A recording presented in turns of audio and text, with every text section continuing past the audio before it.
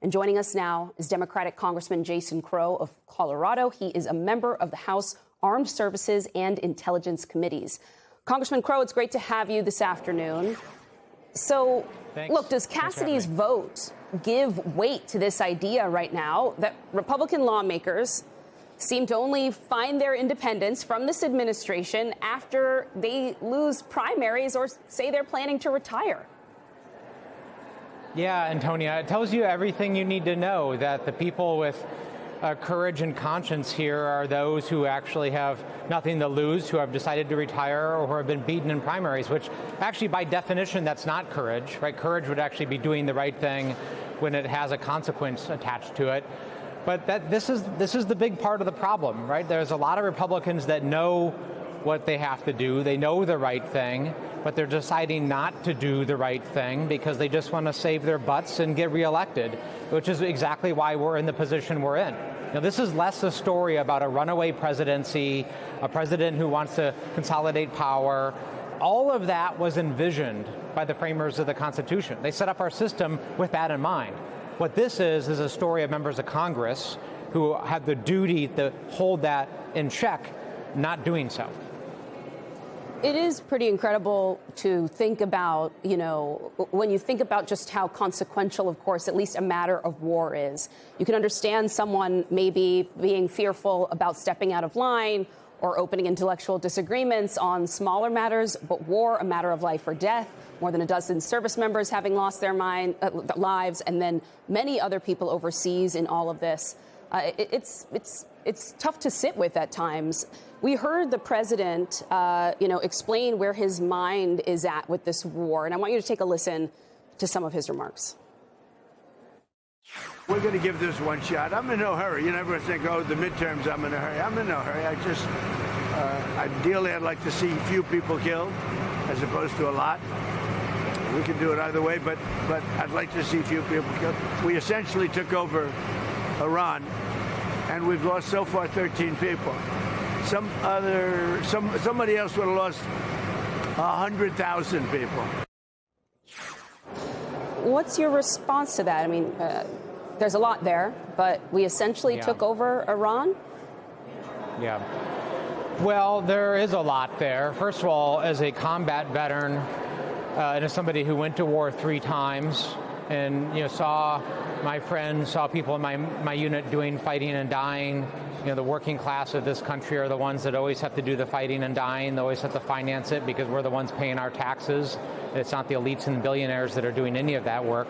It disgusts me, as someone who grew up with a silver spoon in his mouth like Donald Trump, who's always cavalier with other people's lives, right? He loves to act tough and strut around and bang the war drums and then send other people's kids to do his fighting and then talk about how tough he is. So I find that pretty repulsive, personally. But then he's lying constantly to the American people, changing his tune, changing his story, what the war is about, what it's not about.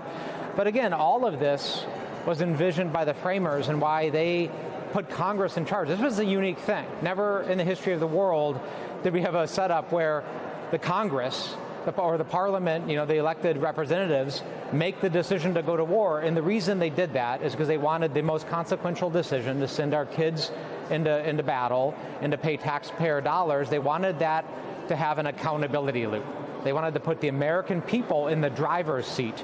So they chose the people who are most accountable, who had to stand for election most frequently, who have to go home to their districts, stand in high school auditoriums and gymnasiums, stand before Rotary clubs, and explain to them why we're doing this in any given instance. And right now that system is broken, which is why we have to take this war powers vote, hold people accountable, and retake congressional power. And what about our relationships? I mean, as this war drags on and inches forward with no clear de-escalation path in sight, at least right now, the Pentagon saying that they're no longer going to deploy additional troops to our NATO ally, Poland. What is all of this doing to the international order, to our relationships? Yeah. Well, here's all the things it's doing. We're spending tens of billions of dollars of taxpayer money already on this and counting. And that's money that should be going to health care, to infrastructure, to rent and mortgage relief.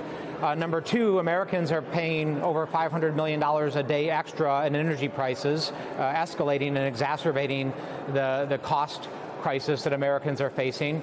Number three, we are stuck in a stalemate in Iran, in the Middle East. So we have massive amounts of military there, and they're stuck there. Number four, we are marginalizing ourselves in the eyes of the world. Our allies want nothing to do with this because they know this is a mistake, and the administration continues to push our allies away from us, which is making us weaker.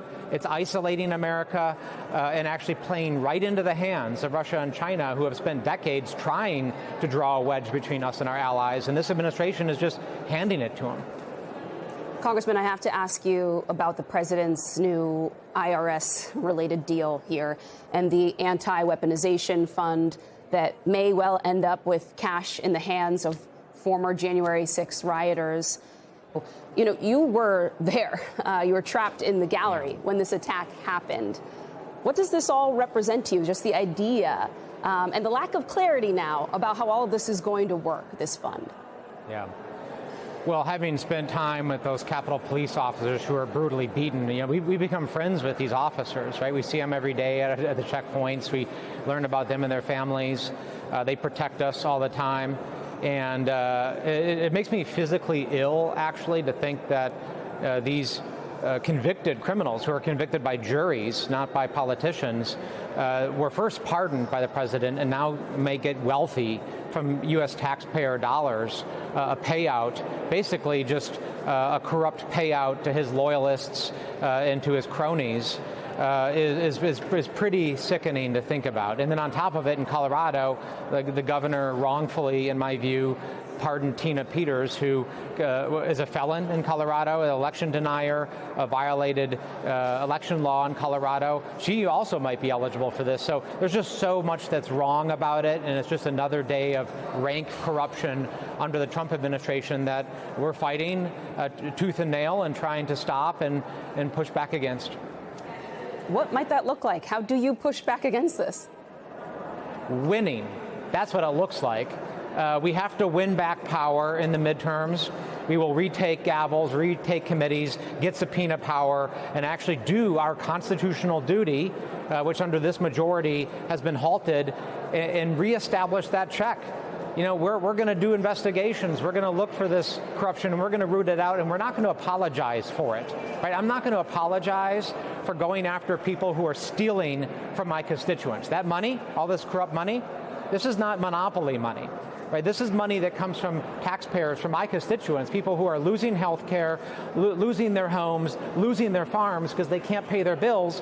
And look what's happening with tens of billions of dollars. So I'm going after that money. I'm not apologizing for it. That day is coming. Congressman Jason Crow, good to have you. Thank you.